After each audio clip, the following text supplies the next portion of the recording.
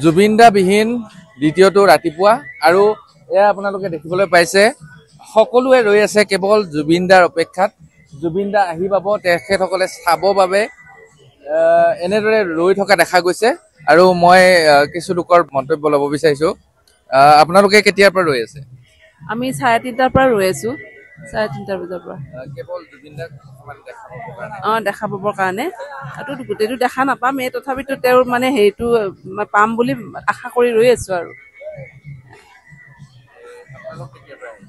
মই 2:30মান বজাৰ পৰাই ৰখি আছো কাৰণ বহুত দুখ লাগিছে ন জুবিন দাৰ কাৰণে এনেকুৱা যে হ'ব ভবাই নাছিলো হঠাৎ বাহিৰত গৈছে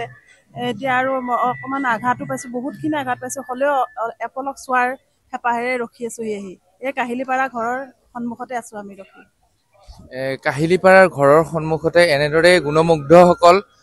ৰৈ থকা দেখা গৈছে আৰু বিভিন্ন ঠাইৰ পৰা মানুহ আহিছে কেৱল জুবিন দাক এবাৰ চাবৰ বাবে